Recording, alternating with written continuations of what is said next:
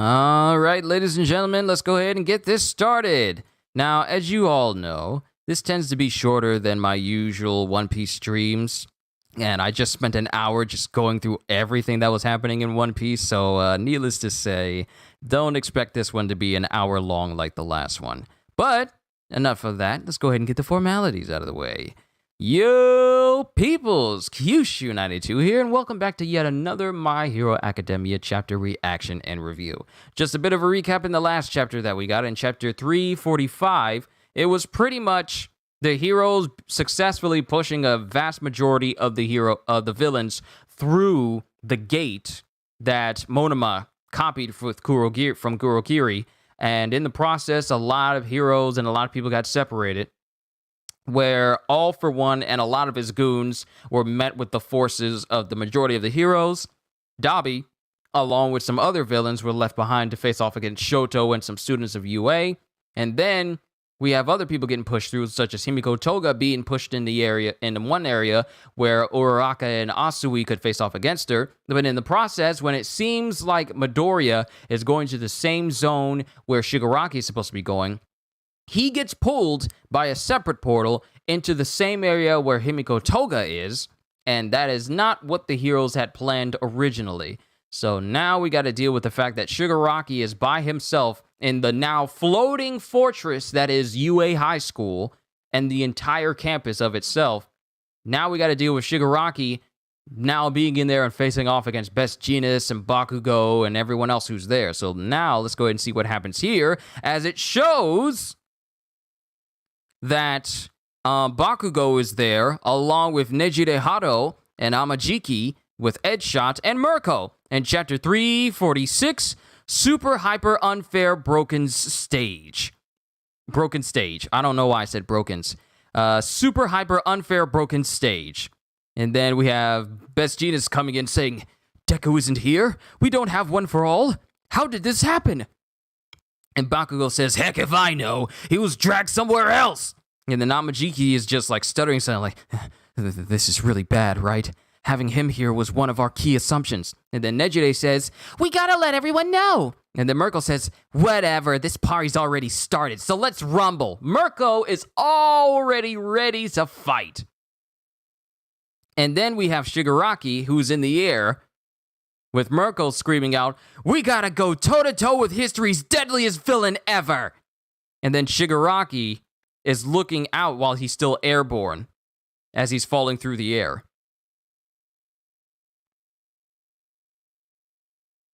And he's thinking to himself, the horizon is so far below. I'm in the sky. This place is floating. None of the escaped convicts or Liberation Front people came along for the ride. I'm alone. But it doesn't matter. And hey, don't take over my head this time. Me. And as he drops down to the ground, he uses his decay quirk to try and rip apart the ground. But he only rips apart the upper pavement, as underneath is like stainless steel that he can't actually rip through. And as this happens, he gets shot up in the air before he can actually decay anymore by this platform that he just rotted. He just rotted away. He gets launched in the air, and he's all like, huh? And then he gets thrown into the air, and the force field that is around UA right now, it electrocutes him. An electromagnetic barrier. My muscles are locking up. But still, because he's contracting uncontrollably, but he gains control again. And before he can right himself, he gets grabbed in the air by Best Jeanist. Oh, no, you don't. There's a gap in your seams. And Best Jeanist proceeds to slam his head into the ground and then drag him across the ground. As long as your brain and muscles are still operating your body, then a powerful electric current will make you stiffen up. Even someone who's superhuman will be helpless, if only for a brief moment. And it just shows him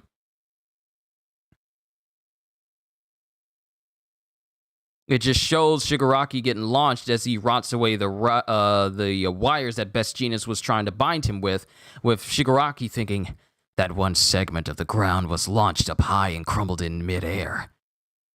Is it a mechanism to keep my decay from spreading? No matter. The scheme will be your ruin, Genus. I dare say that this might be all for the mindset of All For One speaking through Shigaraki right now.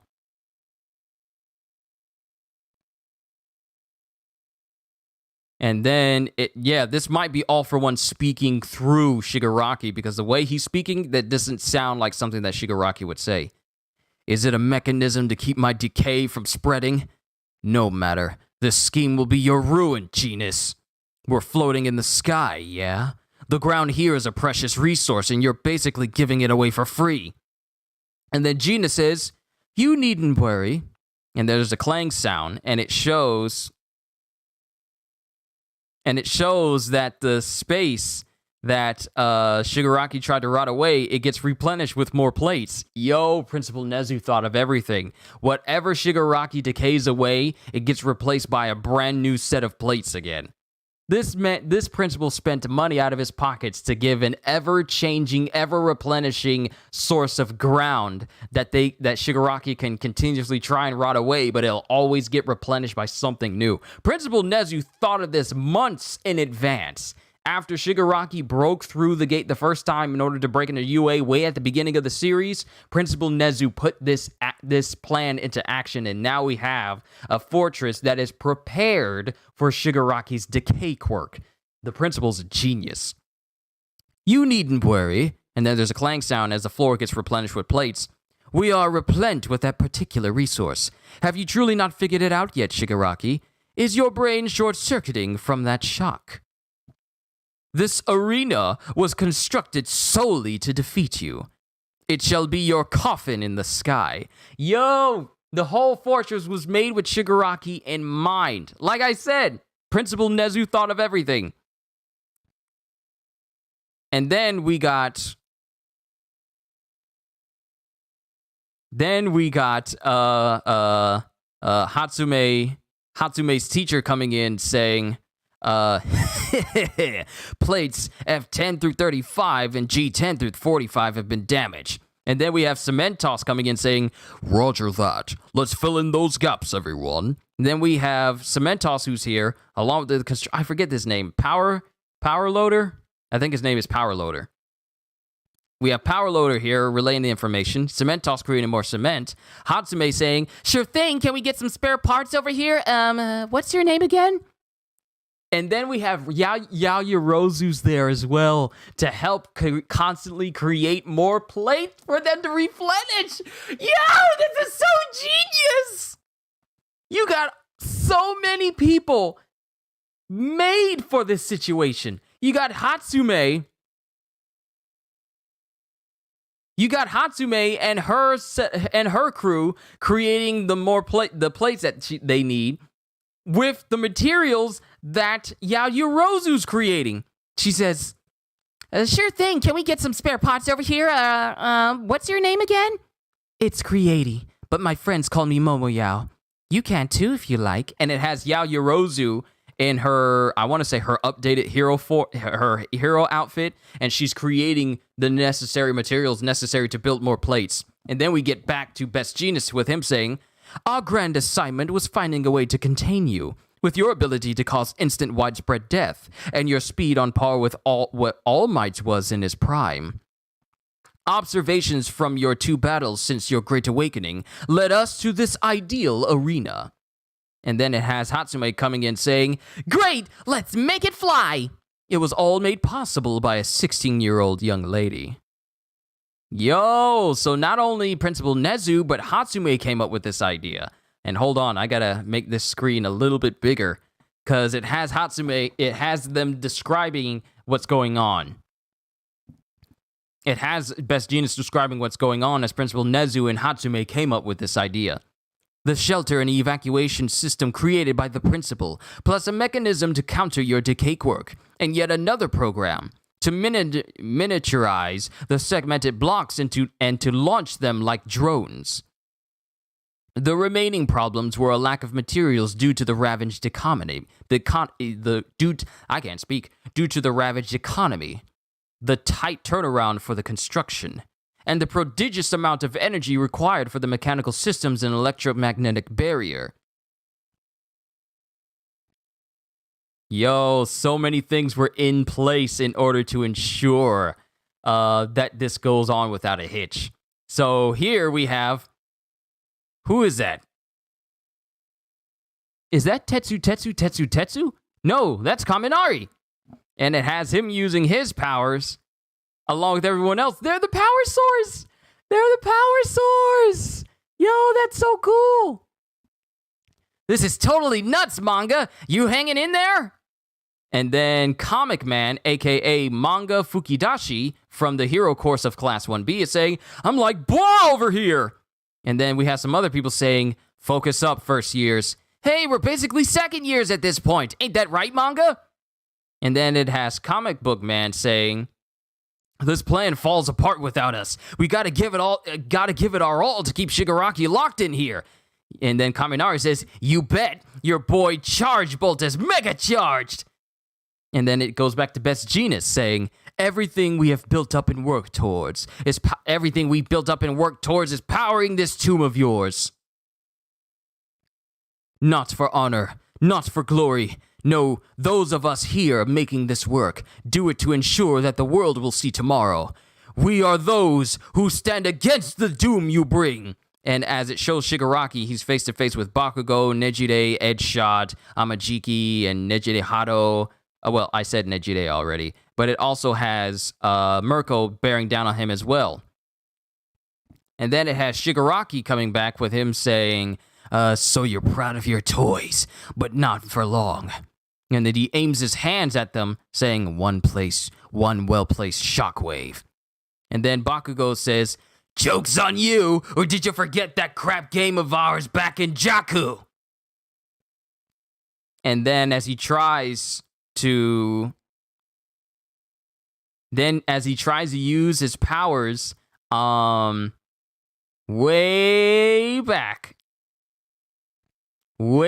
in another location, Monoma is there with Aizawa. Yo! They found a way to bring back Aizawa's eraser quirk because they got the same way they had that one guy, I forget his name, that was constantly having water in Aizawa's eyes in order to keep his erasure quirk on Shigaraki so he couldn't use the majority of pretty much any of his quirks. Monoma is there with Aizawa and the guy that can, cause water to come out of his fingers to keep Monoma's eyes wet.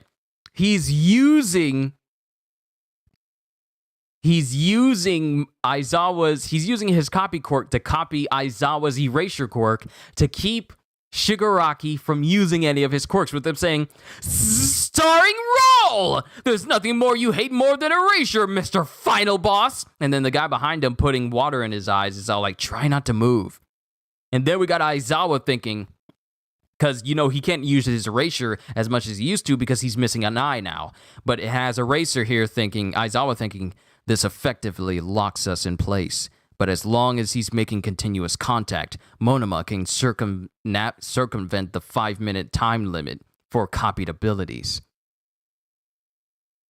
And then it has him saying, with all these factors in place, we have assumed One for All would give us the advantage. But now, and then it has Aizawa saying, bad news, Midoriya isn't here. And then all of a sudden, it has Shigaraki causing his hand to cause multiple fingers to just appear out of nowhere, and they all start growing on his arm with all these weird finger growths. The same finger growths that were in the cave while he was, trying to get his body under control many chapters ago. All of those come out of his hand, and his hand just turns into a mass of fingers. And then as that happens, Merkel says, Dynamite! Got any intel on what the heck that is? And then Bakugo says, don't know, never seen. And then before that happens, not to mention Shigaraki's body was still imperfect back in Jakku. It shows Mirko getting hit with this attack. She gets hit full force by this massive wave of fingers that just aim towards her. And I can't tell if that's blood from Mirko or blood from Shigaraki, but Mirko gets hit full force with this finger attack. And then Shigaraki starts saying, "I used to think you were so cool. You turned out to be quite the letdown, Eraserhead." Cause here's the thing. Aizawa's quirk is supposed to keep Shigaraki from using any of his other quirks, but he's still able to transform his body, which means that something is not working. And that's the end of the chapter.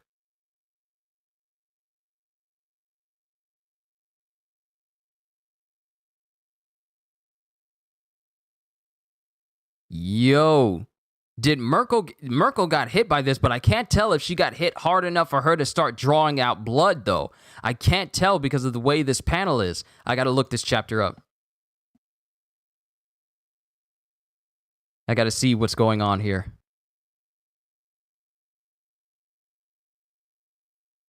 Okay, we got a long... Okay, here it is. Okay, so here's the notes. Here's the notes. Okay, so at the end, Eraserhead comments how long as okay, so here's the explanation. Best Genius declares that it isn't about honor or glory, and the only reason that they're there is because they want to protect the days to come and will put an end to his doom. Tomura prepares to attack the arena with a shockwave. However, Dynamite mockingly reminds him about what happened in Jakku. Realizing the quirk isn't working, Tomura spots on the electricity generator Phantom Thief, accompanied by Eraserhead and Manuel, that's his name, using Erasure to erase his quirks once again. Eraserhead comments how long as he sticks by as long as he sticks by Phantom Thief, he can help work around the 5-minute copy limitation. However, since their plan also involved using One for All to their advantage, Deku being missing doesn't help. Even worse, everyone is caught off guard when Tomura's left hand suddenly begins to transform into a monstrous blob of fingers. Dynamite is unable to explain the nature of the attack to Mirko, with Eraserhead fearing that, unlike last time, Tomura's body is now nearly complete. Tomura sends the massive fingers directly towards Mirko, mocking how much of a letdown Eraserhead turned out to be. So, it doesn't say anything about Mirko being fundamentally hit by this. Let me look up Mirko and see if it shows anything. Battles and events. No. I need the synopsis. Okay. Synopsis right here. I forget that they have multiple tabs there at the top.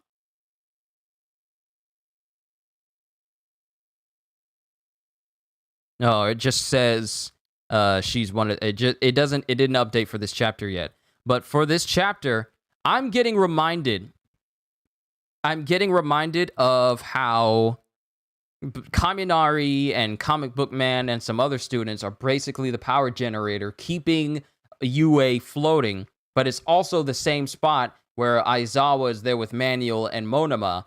I'm getting flashbacks to how Madara would use the Ten Tails to pinpoint where the HQ was for the fourth Shinobi Alliance, and he pinpointed where it was, and he used the Ten Tails to take out the entire HQ, along with Shikaku and basically Ino's father, Shoji's father, and Shikamaru's father as well. He took out the headquarters so that they wouldn't relay any more plans to everyone else. I wouldn't be surprised if that is where Shigaraki is going to aim next, because without Kaminari and the rest of everyone that's in that area, then UA is not airborne anymore. But we need to talk about, first of all, let me not downplay all that UA has done right now. They pretty much created UA to be a fortress specifically made to combat Shigaraki's decay quirk. We got Cement Toss, we got Power Loader, we got all these different people. Yes, his name's Power Loader. I remembered it. Power Loader, Cement Toss, Hatsume, along with Yaoyorozu, Momo, they're all using their quirks and abilities to create a constant series of plates to replenish the ground that Shigaraki gets rid of. So no matter what they used, no matter how many times Shigaraki destroys the ground, everyone down below keeps recreating plates at high speeds to replenish it. So no matter what he tries to decay, they get immediately replaced again. So the fact that not only did Principal Nezu come up with this plan, but, it was really the Principal Nezu coming up with the plan of constantly changing plates so that the civilians wouldn't get involved, but it was Mei Hatsume who came up with the plan of causing UA to become a floating fortress. So, go team. But now we got Shigaraki, who is now we're about to see just what extent his power is like with all his fingers and everything, just what that essentially means for his body. Because if Monoma, with the help of Aizawa, is not able to erase his body from transforming or anything like that, then that's another venue that they got to worry about. Because with his body being nearly complete, now there's a whole nother thing, because they have no intel on him using like a giant mass of fingers to come out of his arm to attack people with. And when you think about it, that's nasty. Like a whole series of fingers, and you can see right here on the last panel, there's fingers coming out of the fingertips of the fingers, and the fingertips coming out of the fingertips of other fingers. It's like a whole mass of nasty. It's a masty. It's a nasty mass. It's a masty. It's just a masty of fingers that just comes out of nowhere, and it all just shoots towards Mirko. Now, like I said, I can't tell if Mirko got hit hard enough for her to draw blood or whatever. Like, I'm looking at this panel. I'm doing my best to pay attention to it. But it looks like some blood is coming from somewhere. Now, either it's coming from Shigaraki or what, I can't exactly tell.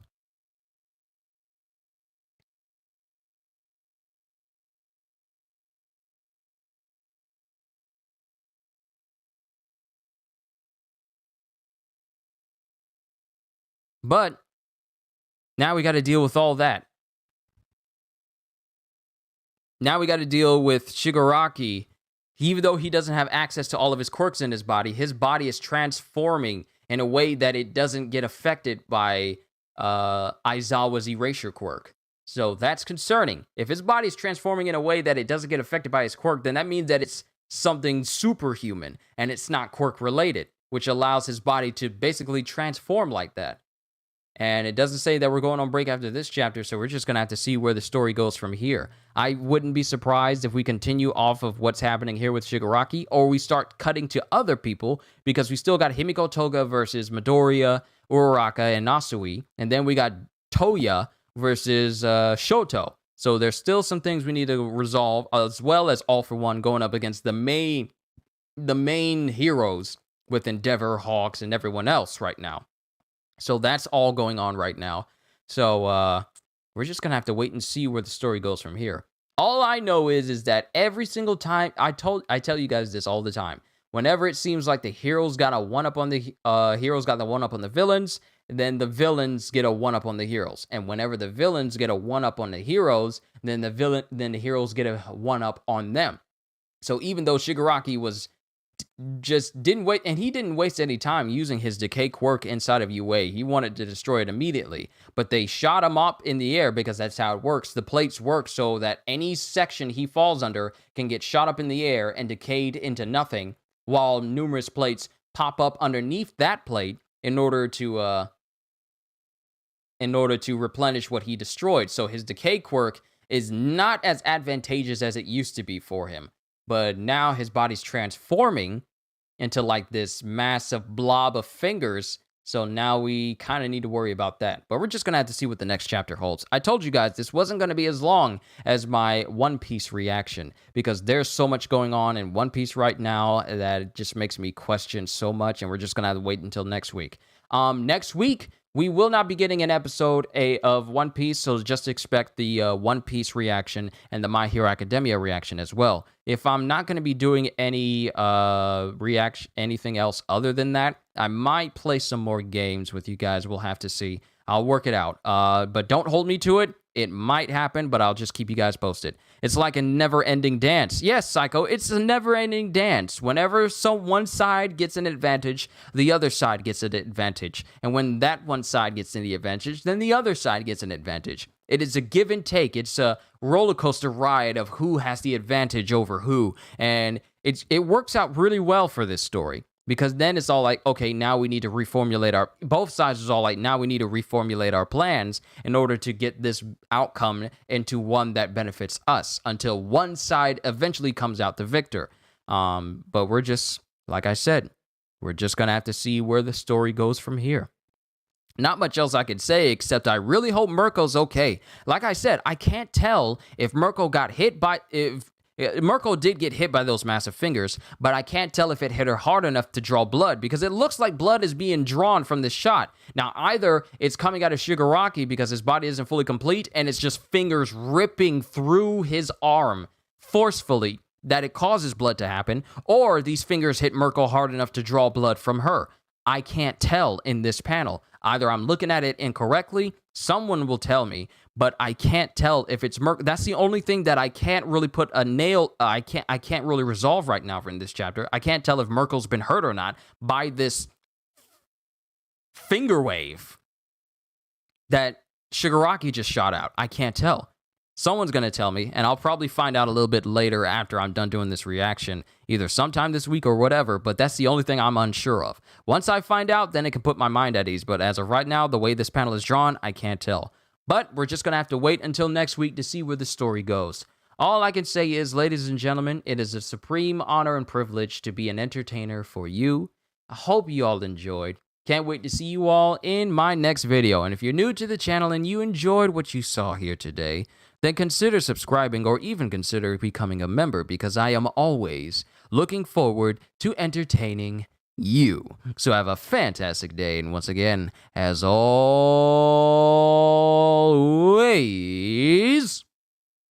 later, peoples. Whew. There's just so much going on in the world of One Piece and My Hero Academia right now. It's like I can't even put my head around it.